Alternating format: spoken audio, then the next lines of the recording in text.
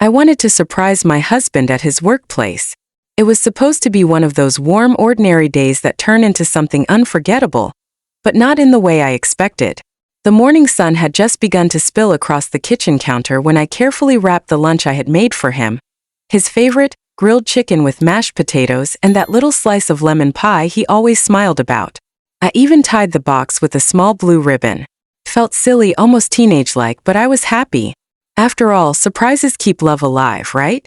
We had been married for 4 years. Our love wasn't perfect, but it was ours. Full of small fights, late-night talks, and quiet Sunday mornings where we just sit together sipping coffee, not needing words. But that morning, as I looked at the clock and realized I'd have enough time to drop by his office before my own shift, something in me fluttered. A mix of excitement and nervousness, like I was doing something romantic, almost bold. I got ready, wore a soft pink dress he once said made me look like the first light of dawn, and drove toward his workplace with a smile that didn't know it was about to fade forever. His office was in one of those glass buildings downtown, modern, cold, and always buzzing with people dressed in hurry. I parked my car, straightened my hair in the mirror, and stepped out with the lunch bag clutched in my hand like a symbol of love. The receptionist greeted me politely when I entered. "Good morning, ma'am. Do you have an appointment?" she asked, her tone courteous but distant. I smiled. "No appointment. I'm just here to surprise my husband." She returned my smile. "Oh, that's sweet. What's his name?" "Daniel Brooks," I said proudly. "He works in the finance department." She typed quickly on her computer and looked at me for a second longer than expected. It was brief, but in that short pause, something strange flickered in her eyes. Pity maybe. Or confusion. I couldn't tell.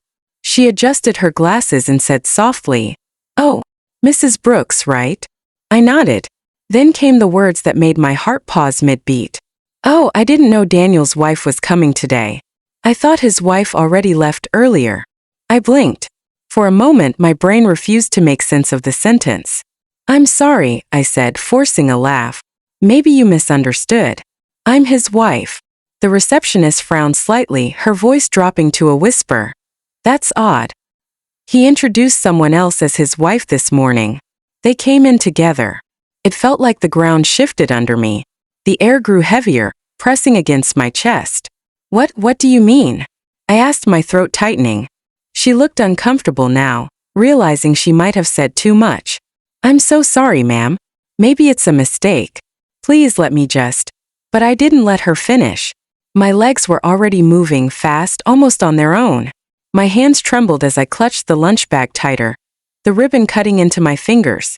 I didn't know what I was going to find, but I knew I couldn't stand still. I took the elevator to the 5th floor, my reflection in the glass trembling with me. My heart pounded so loudly I could hear it echoing in my ears. Each floor that passed felt like a countdown, not to a surprise but to destruction. When the doors opened, I stepped into a sleek hallway filled with the faint hum of computers and the smell of coffee. His office door was half open. I heard laughter. His laughter.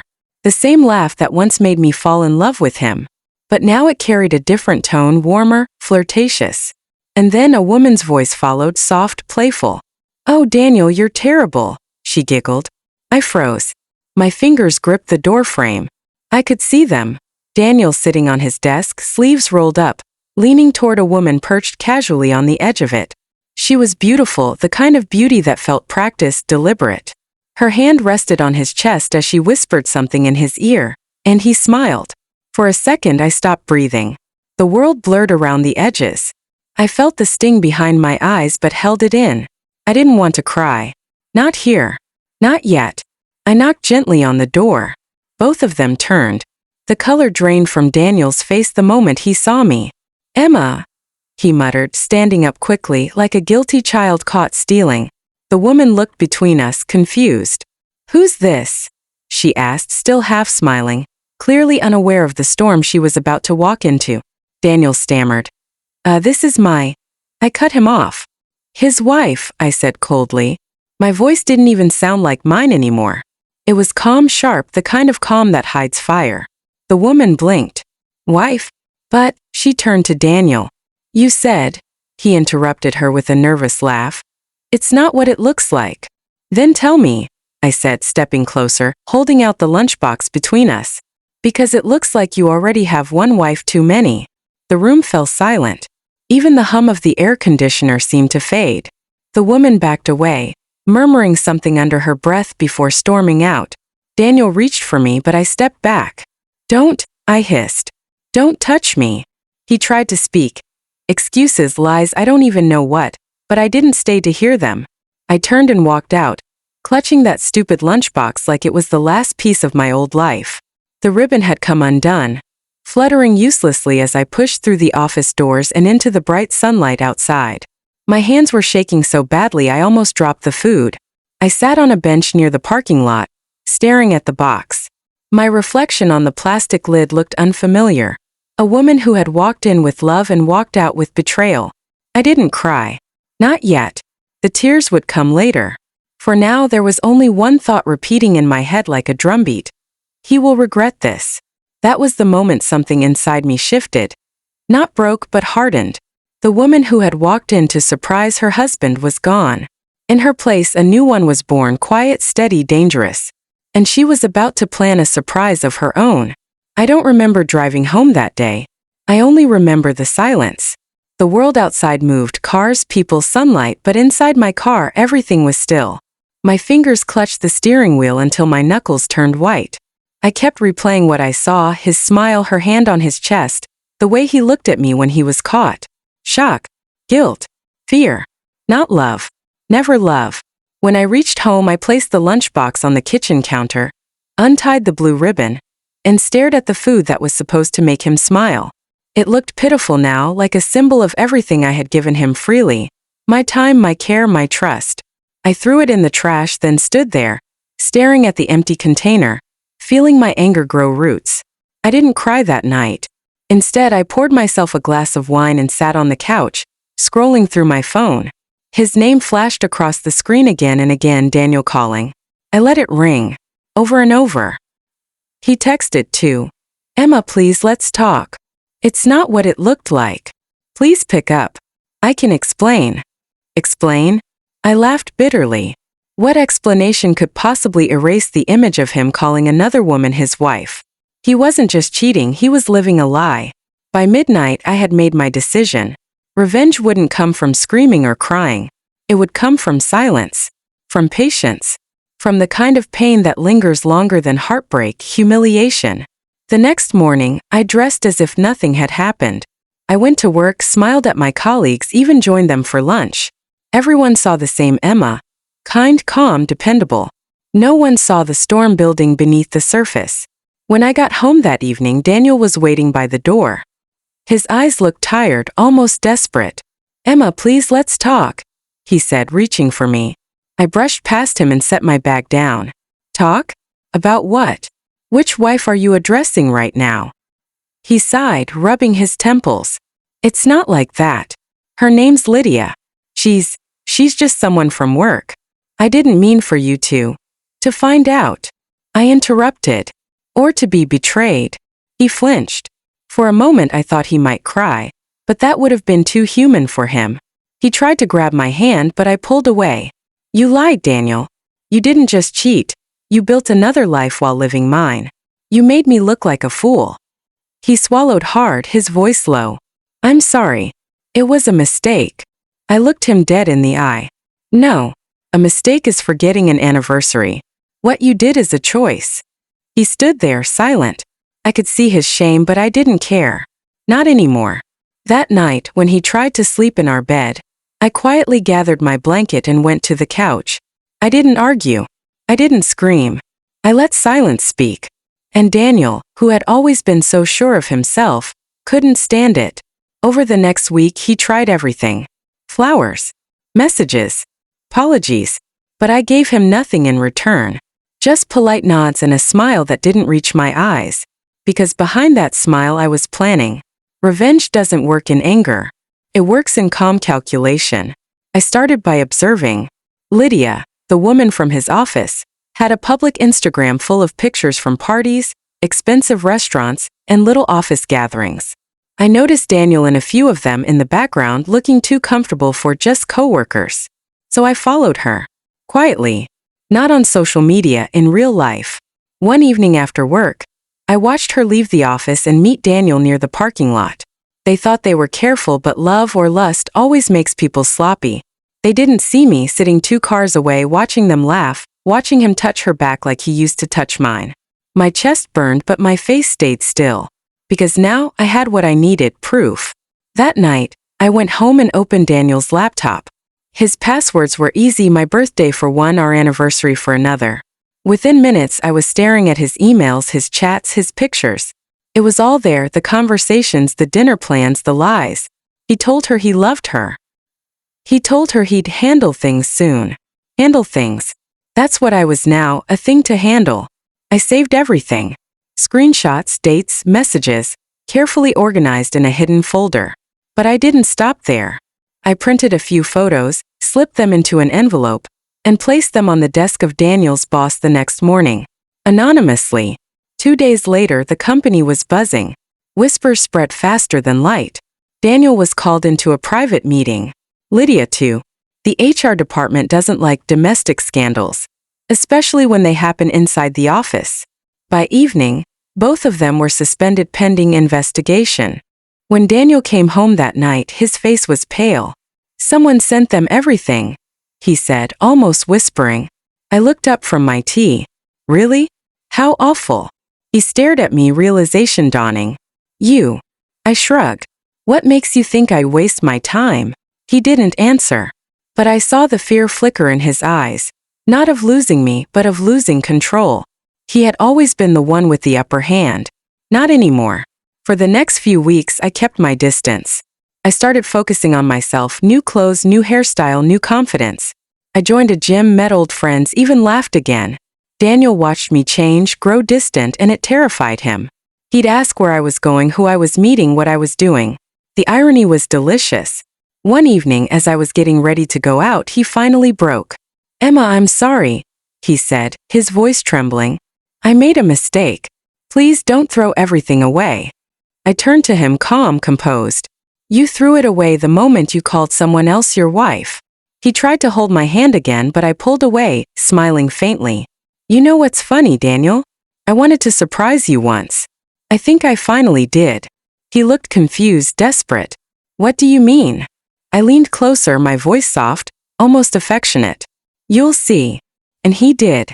Because the next part of my plan was already in motion, the kind that would not only break his image but make him feel the same humiliation he gave me.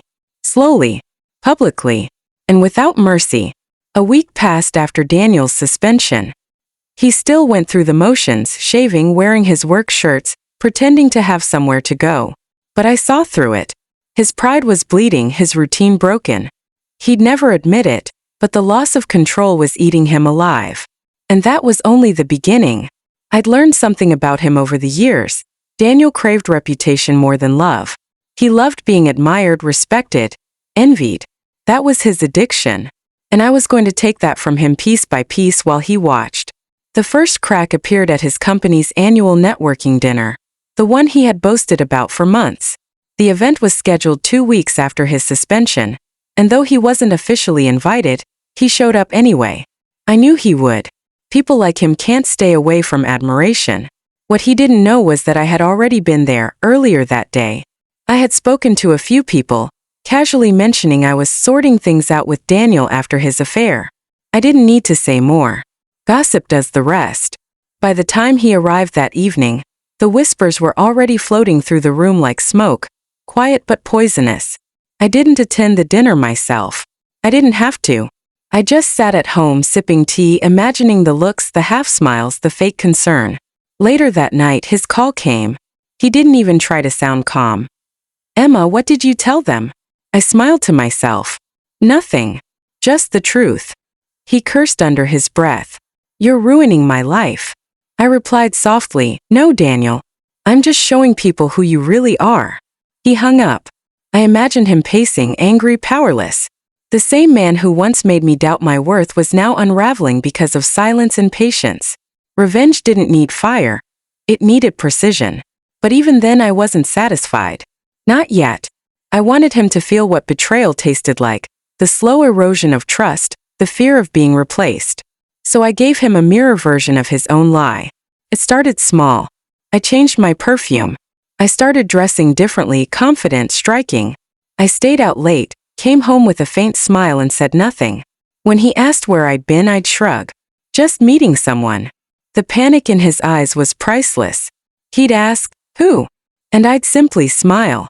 Someone who listens. He began losing sleep. I could hear him moving around the house at night, restless. He started checking my phone when he thought I wasn't looking, glancing at my clothes for signs of someone else. Every insecurity he had given me, I fed back to him, perfectly, cruelly. And then came the second stage. I reached out to Lydia. She didn't know it was me, not at first. I created a new account under a different name, pretending to be a woman from another branch of their company. I sent her a message. Hey, just a heads up. HR's still talking about that thing with Daniel. You might want to be careful. She replied quickly, nervous. What are they saying? That it might go public. Someone said there's evidence. It didn't take long before Lydia started panicking. A few days later, she posted something vague online. Be careful who you trust. And just like that, Daniel's little affair turned into a slow implosion. They started blaming each other, arguing over who exposed them. I watched from a distance, satisfied. Then one evening, as I sat at the vanity brushing my hair, Daniel appeared behind me. His reflection in the mirror looked older, heavier. I don't know what you're doing, he said quietly, but please stop. We can fix this. I turned to face him, calm. Fix this? You mean pretend again? He shook his head. Emma, I lost my job. I lost everything. Isn't that enough? I smiled faintly. Did you lose your wife too? He looked down. Yes. Good, I said.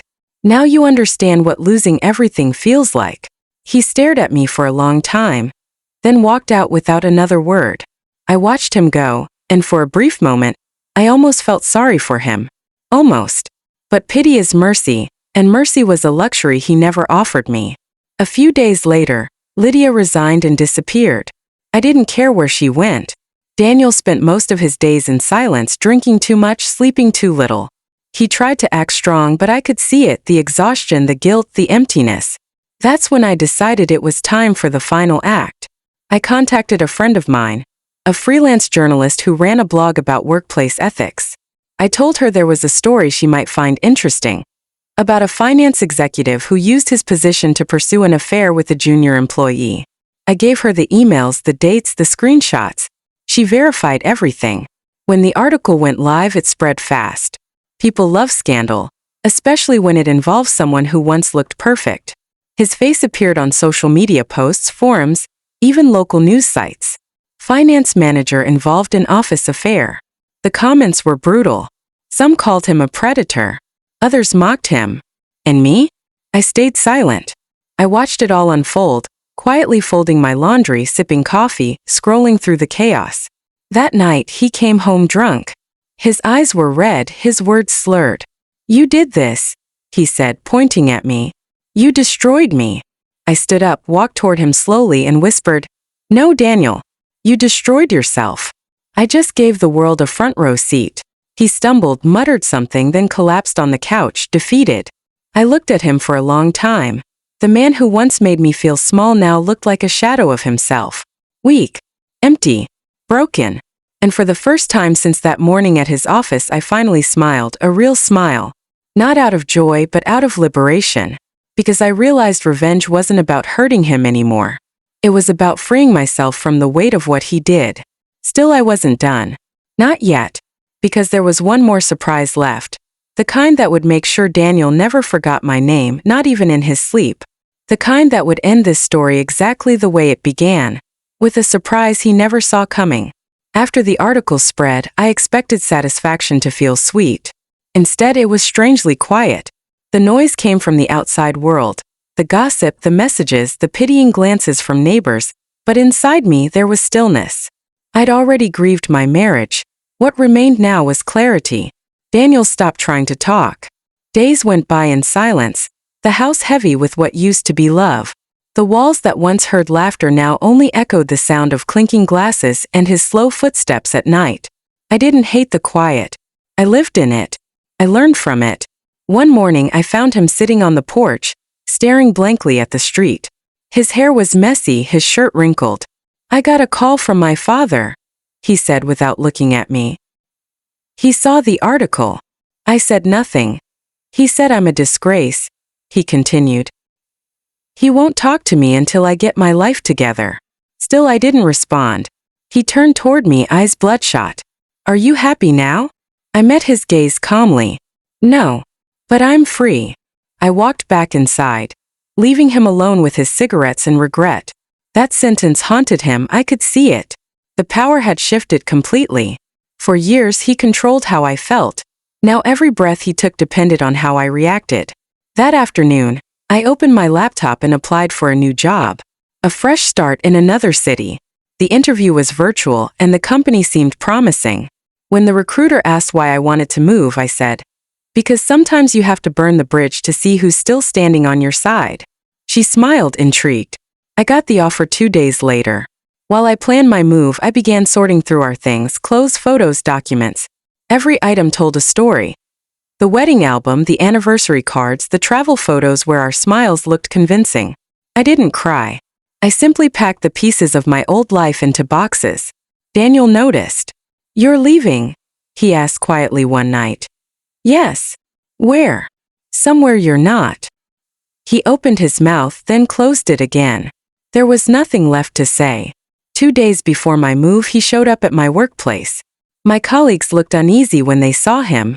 Everyone knew by now. He walked up to me, his voice low but urgent. "Please, just hear me out." I sighed. "Daniel, there's nothing to hear. I was stupid. I was weak. I miss you. Please don't go." For a moment I almost saw the man I married. Not the liar, not the coward, but the boy who once made promises under the stars. But memory is a dangerous thing. It makes you forget the knife if you stare too long at the hand that held it. "You miss control, not me," I said softly. "You miss the version of yourself that I made possible." He looked lost. "Emma, what do you want from me?" I smiled faintly. "Nothing. That's what's killing you, isn't it? You can't fix something when the other person doesn't care anymore." He stood there in silence, and then, as if something inside him snapped, he whispered, "You'll regret this." I leaned closer, my voice calm but sharp as glass. "I already did. For 4 years." He left, slamming the door behind him. My coworkers stared, unsure what to say. I simply smiled and went back to work. It was the kind of calm that scared people, the calm of someone who's done hurting. That night I packed the last box. But before leaving, I decided to give Daniel one final gift. A proper ending. He had taken my peace, my faith, and my love. I wanted to take his illusion of control forever. So I wrote him a letter. Not an angry one. A quiet one. It said, "Daniel, I don't hate you anymore. Hate takes energy and you don't deserve mine. You taught me something, that trust isn't given, it's tested. You failed the test, and I finally learned that surviving betrayal doesn't mean becoming cruel. It means becoming wise. You wanted 2 lives. I hope you enjoy the one you have left. Goodbye, Emma." I placed it on the kitchen table, beside his untouched glass of whiskey. Then I left. No drama, no tears, just quiet footsteps fading out the door. The next morning I drove toward the new city. The sky was overcast, but I felt light. I rolled down the window, let the wind touch my face, and for the first time in years I wasn't pretending. Later that week, I got a message from an unknown number. It was Lydia. "He's been trying to find you. He's a mess." I typed a simple reply. Let him be. Some storms are meant to drown their makers. And I never heard from her again. Months passed. My new life unfolded quietly. New job, new friends, a small apartment filled with peace instead of secrets. I took up painting, something I had always wanted to do but never had the courage for. The colors helped me heal. Sometimes late at night I'd think about Daniel, not with anger but with distance. Like remembering a movie you once loved but wouldn't watch again. I heard he tried starting over. But his reputation followed him like a shadow. That's the thing about lies, they stain everything they touch. One evening while scrolling online, I saw a post from a local news page. Former finance manager faces bankruptcy after failed business venture. The photo was unmistakable. Daniel looking older, defeated. I stared for a while, then quietly closed the tab. I didn't smile, I didn't laugh. I just felt finished. Revenge had done its work. But more importantly, so had I. And yet, before I could move completely on, I knew there was one last thing to do. Not for him, but for myself. The final surprise. The last surprise didn't require venom or cruelty. It required elegance. A kind of justice that would sting without leaving blood. I'd already taken his reputation. What I wanted now was to reclaim my own story. One Sunday afternoon, I returned briefly to the city I'd left behind. I told myself it was to collect a few remaining documents, but deep down, I wanted to see if Daniel still lived in that house of memories. He did. The lawn was unkept, the blinds drawn. The place looked smaller than I remembered, as if shrinking under the weight of regret. I parked across the street, took a deep breath, and walked to the mailbox. I slipped in a small brown envelope addressed in my handwriting. Inside was a photograph, the two of us from our wedding day. I'd written on the back, "Sometimes the ghost of what we ruined is punishment enough." I didn't ring the bell. I didn't wait to see his reaction. I simply walked away. That evening in my hotel room, I checked my email. There was a flood of new messages. Viewers responding to the anonymous essay I'd posted on a storytelling website under a pseudonym. It was titled "The Wife at the Office Door." I had turned my pain into a story, stripped of names, filled with truth. The comments poured in. "This healed me. I've been there. Thank you for showing strength without hate." For the first time, revenge turned into something else. Release. The essay went viral.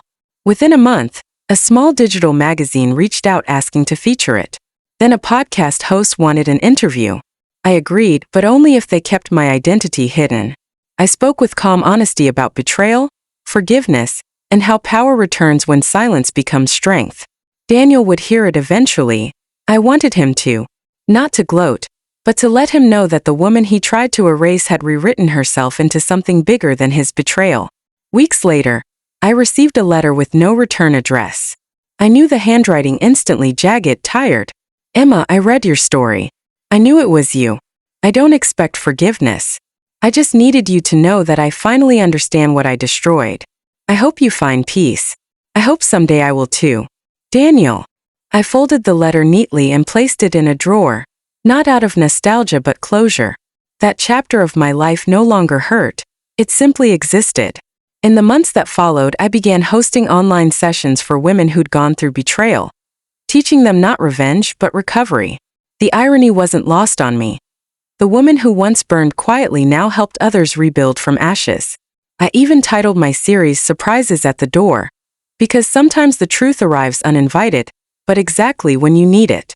Every now and then, I still catch glimpses of my old self, the one who waited with a blue-ribboned lunch and too much hope. But she's part of me too. She reminds me of what love once felt like before deceit poisoned it. And she reminds me never to mistake patience for weakness again. One rainy evening, I stood on my balcony with a mug of tea, watching the city lights flicker. My phone buzzed, a message from my podcast producer. People loved the new episode. It hit 1 million views. I smiled to myself. Millions of strangers now knew my pain, but none knew my name. And that anonymity felt powerful, the way truth feels when it no longer hurts to tell it. Some stories end with revenge. Mine ended with understanding. I didn't forgive Daniel, but I forgave myself for staying too long, for loving too blindly. That was the real victory. Before going inside, I whispered to the wind, not out of sentiment but ceremony. I wanted to surprise my husband once. Turns out, the real surprise was discovering who I could become without him. The storm clouds broke, letting a thin ribbon of light stretch across the horizon. It felt symbolic, as if the universe itself was telling me the story was complete. And it was. 6 months passed before I realized I hadn't thought about Daniel for an entire week. It wasn't that I'd forgotten. I had simply run out of reasons to remember. Life had grown large again, filled with the small, steady things that rebuild a person. Work emails, grocery lists, Sunday walks, laughter that didn't come with guilt. The podcast series kept expanding. Listeners sent long, heartfelt messages. People trapped in marriages like mine. People learning to stand up again. They didn't know my face, only my voice, but somehow that made it easier for them to open up. One message stood out. A woman named Clara wrote, Your words stopped me from doing something reckless. You reminded me that revenge can be quiet. I sat for a long time staring at that line. Quiet revenge, that was exactly what it had become. Not fire, not shouting, but transformation. My pain had turned into a map for others, and that made all of it somehow worthwhile. Still, healing isn't linear. Some nights, I'd wake up from dreams where Daniel was calling my name. In those dreams, I'd always be walking away, never looking back. I'd wake with my heart racing but also grateful, because even in my subconscious, I was finally choosing myself. In my new city, I made friends slowly. There was Maya from work, who loved books, and her brother Leo, a photographer who joined our weekend coffee runs. He was kind in a quiet way. He never asked about my past, only about what I wanted next. Around him I laughed easily, not because I wanted to impress him, but because I felt safe. One afternoon, we were walking through a street market. He lifted his camera and said, "Stay still. The light's perfect." I turned surprised as he clicked the shutter. "What are you doing?" I asked, half laughing. "Capturing someone who looks like she finally exhaled." The comment caught me off guard. He didn't see a broken woman or a survivor, just someone breathing again. That moment mattered more than I could explain. Later that evening, I stared at the photo he'd sent me. Sunlight catching my hair, a faint smile I didn't recognize. It wasn't the smile of who I'd been, but of who I was becoming. Around that time, a small publisher reached out about turning The Wife at the Office Door into a printed collection of short essays. They wanted more about trust, betrayal, rebirth. I said yes. Writing had become the one place where pain turned into purpose. When the book came out, I used a pen name. The reviews were kind. People said it made them feel seen. Every time I read those comments, I imagined Daniel somewhere, perhaps stumbling across my words without realizing they were mine. Maybe he'd recognize the rhythm, the phrasing, the truth between the lines. Maybe not. Either way, I didn't need him to. A year to the day after I'd left, I visited the coast. I stood barefoot on the sand, the ocean cold against my ankles. I'd brought with me a small glass jar containing the blue ribbon from that long-ago lunchbox. I opened the lid, watched the ribbon catch the wind, and let the tide carry it away. No bitterness, no ceremony, just release. Behind me, I heard footsteps. It was Leo. He had come with his camera as always. "You okay?" he asked. I nodded. "I'm free." He smiled. "Good. You look it." We sat there until the sun dipped below the horizon, saying nothing. The silence wasn't heavy anymore. It was peaceful. That night I dreamed of Daniel again, but this time the dream was different. He wasn't pleading or angry. He was simply fading like a photograph left too long in the sun. When I woke, I knew the chapter had finally ended for good. Months turned into another year. My book tours began. At one reading, a woman raised her hand and asked, "If you could say one thing to the person who hurt you, what would it be?" I thought for a moment before answering. "Thank you," I said. The audience went quiet. Because sometimes pain is the only teacher strong enough to make you meet yourself. After the event, I stepped outside into the cool night air. My phone buzzed. A new message from an unknown number. For a heartbeat, I froze. Old reflex. Then I opened it. "I read your book. It was beautiful. You've become everything I wasn't brave enough to be. D." I stared at the message, then deleted it. Not in anger, just in peace. Some doors don't need closing twice. As the city lights blurred in the distance, I realized the story that had once belonged to betrayal now belonged to resilience. And maybe that's what revenge truly is. Not destruction but creation. Turning what tried to bury you into the reason you bloom. Leo called then, asking if I wanted to grab dinner. I said yes. Life moved forward, quietly, steadily, beautifully. And for the first time in years, the surprise wasn't at anyone's workplace. It was right here in my own heart. The shock of feeling whole again. 2 years later, I had almost forgotten the sound of Daniel's voice. Life had folded neatly into its new rhythm. Book tours, writing workshops, laughter with Leo, morning runs by the river. My name, or rather my pen name, had started to carry a quiet recognition online. People quoted lines from my essays, painted them on cafe walls, shared them in wedding vows and breakup letters alike.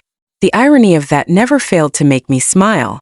One rainy afternoon, I was invited to speak at a corporate seminar about resilience and ethics, an event hosted by a company I didn't bother to research deeply. I arrived early, as I always did, my notes tucked neatly into a folder. The lobby was glass-walled, polished, filled with the hum of business chatter and clinking coffee cups. As I waited for the elevator, I caught sight of a familiar logo on the wall. My pulse skipped. It was his company, the same firm where Daniel had worked all those years ago. For a moment, the air left my lungs. What were the odds? My first instinct was to leave, to cancel politely and vanish before anyone recognized me.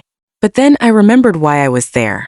I was no longer the trembling woman holding a lunchbox and a blue ribbon. I was the guest speaker, the person they'd invited to talk about strength. And maybe this was the universe's final test. The coordinator greeted me warmly and led me to the conference hall. I glanced around the room, suits, laptops, polite smiles. Then near the back I saw him. Daniel. He looked older, thinner, his confidence dulled. The sight of him didn't hurt anymore. It was like looking at an old photograph that no longer carried emotion. Our eyes met for half a second. He froze, recognition dawning slowly. I gave a small professional nod. Nothing more. The session began. I walked to the stage, microphone in hand, and started to speak. My voice didn't waver. I talked about how betrayal can become a bridge instead of a wall. How truth, when faced head-on, loses its power to haunt. At one point I said, sometimes we think revenge is about making someone else feel our pain. But real revenge is living a life they can't touch anymore. A quiet murmur rippled through the audience. I didn't look at him, but I felt his silence. After the session, people lined up to shake my hand. I saw Daniel linger near the exit, unsure whether to approach. When the crowd thinned, he stepped forward. "Emma," he said softly. "Or should I say, Ms. Rivers?" Using my pen name. His voice trembled. I smiled politely. "It's been a long time." He nodded, searching my face for something. Anger maybe, or forgiveness. But there was nothing left to find. "I read everything," he said. "Your essays, your interviews. You turned the worst thing I ever did into something beautiful. I don't deserve to speak to you, but I wanted to say thank you. You changed lives." I studied him for a moment. He looked sincere, maybe even broken in his own way. But it wasn't my job to fix that. Not anymore. "People can change," I said quietly. "But consequences don't disappear just because we learn our lessons late." He nodded, eyes glistening. "You're right. I just wanted you to know I'm sorry." I took a slow breath. Apology accepted. But forgiveness? That's not something I owe you. I gave it to myself. He blinked, then smiled faintly. A sad, humbled smile. "You always had more grace than I did." "Maybe," I said. "Or maybe I just learned it the hard way." He stepped aside, leaving me a clear path to the door. As I walked out, I didn't feel triumph or pity. Just peace. The kind that comes when every scar finally stops aching. Outside, the rain had stopped. The city shimmered under a soft gray light. I pulled my coat tighter and crossed the street, my reflection flickering across puddles. The world felt cleaner somehow, washed, renewed. That night, Leo and I had dinner. I told him about the unexpected encounter, and he just smiled. "You met your past," he said. "And you didn't flinch. That's strength, Em." I smiled back. "No," I said. "That's freedom." He reached across the table and squeezed my hand. "So what now?" "Now," I said, "I write a new story. Not about pain, not about revenge, about beginnings." And for the first time in my adult life, I truly meant it. Later, lying in bed, I scrolled through messages from readers again. Thousands of people finding hope in my words. Somewhere in that endless stream of stories, I realized something beautiful. I had become the kind of woman I once needed to hear from. And maybe that was the greatest revenge of all. Months passed after that unexpected meeting with Daniel. I never saw him again, and for once that felt right. Life no longer needed explanations or unfinished conversations. The past had finally found its place, quiet and distant, like an old scar you can trace without feeling pain. My second book was in the works now, this one about rediscovery and self-worth. It wasn't about betrayal anymore. It was about identity, purpose, and how light sneaks back in after you've been in the dark too long. I called it The Surprise Was Me. The title made my editor smile. "That's poetic," she said. And very you. I laughed softly. It's the truth. I spent years trying to surprise someone else. Turns out I was the one who needed surprising, by my own strength. Leo helped me design the cover. A minimalist silhouette of a woman standing at an open door, sunlight spilling in. Felt like closure. When the book launched, the response was overwhelming. Emails came from every corner of the world. Women, men, even teenagers who saw in my words the courage to leave behind what hurt them. The stories they shared were raw, real, and full of the same kind of pain I once thought was mine alone. One message stayed with me. It read, "You don't know me, but your story saved me." I was standing outside someone's office today, ready to do what you once did, surprise the man I loved. But I remembered your words. Not every door deserves a knock. So I turned around. Thank you for saving me from that heartbreak. I cried reading that one. Not because it was sad, but because it meant my story had become more than revenge, it had become protection. Leo watched me from across the living room, camera in hand as always. You know, he said, you're building a whole universe out of the ashes. I smiled. That's the only way to rise. You either burn or rebuild. He set the camera down and sat beside me. And what about us? What are we building? The question caught me off guard. Not because I didn't know the answer, but because for once I didn't need to rush it. Something honest, I said. Something with no secrets at the door. He grinned. That's all I needed to hear. Over the next few months, life fell into place. Not perfectly, but peacefully. There were mornings of quiet writing, afternoons of laughter, and evenings of long talks about everything and nothing. Love didn't feel like a gamble anymore. It felt like a choice, gentle, deliberate, safe. Then came the day I was invited to speak at a women's empowerment conference. It was the biggest stage yet. Cameras pressed, thousands of attendees. I was nervous but ready. When I walked on stage, the lights were bright and warm. I looked out at the sea of faces, each one holding a story of its own. And I began not with notes, but with the truth that had carried me this far. 3 years ago, I said, I stood outside a building thinking love was supposed to surprise us, that it was something we had to chase, prove, or fight for. But that day, I learned that sometimes love hides behind lies, and the only way to survive is to stop waiting at locked doors. I thought revenge would heal me. I thought seeing him lose everything would make me feel powerful. But the real revenge wasn't in his ruin. It was in my recovery. I didn't just survive betrayal. I transformed it. So if you're sitting here with a heart that's been broken, remember this. You are not what happened to you. You are what you choose to become after it. The hall was silent. Then slowly applause began, soft at first, then thunderous. I saw tears in people's eyes, and for the first time, I didn't feel alone in my story. We were all survivors in our own ways. Afterward, as I left the stage, I felt a sense of calm so deep it almost scared me. It wasn't pride, it was peace. The kind that comes only when every piece of your past finally fits somewhere. That evening, Leo and I walked along the waterfront. The city lights danced on the water, and the wind was cool against my skin. You did it, he said softly. I did, I replied. But it wasn't about proving anything. It was about finally coming home to myself. He slipped his hand into mine. And now, I said, smiling, I live.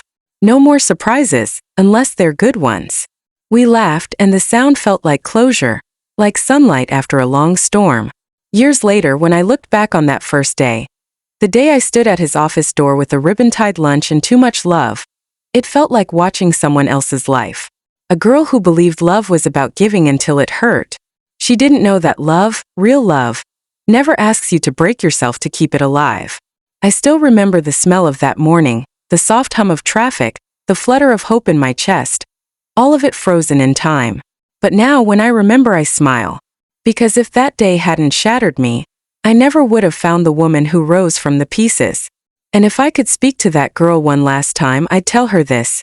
You think your story ends here. But it's just beginning. So tell me, did you feel this story? Did it touch your heart, even for a moment? I would truly love to know where you're watching from. Write your name and city in the comments below. I read every single one. And your words mean more to me than you can imagine. If this story moved you, just a small thank you or a kind comment will make my day. Your love and support are what give me the strength to keep creating these life stories. For you. Right now, you'll see 2 more real-life stories on your screen. Stories that I truly recommend you watch next. And if you haven't already, please like this video and subscribe to the channel. Your one like, your one subscribe, they're not just numbers to me. They're a promise that we'll keep walking through these stories together.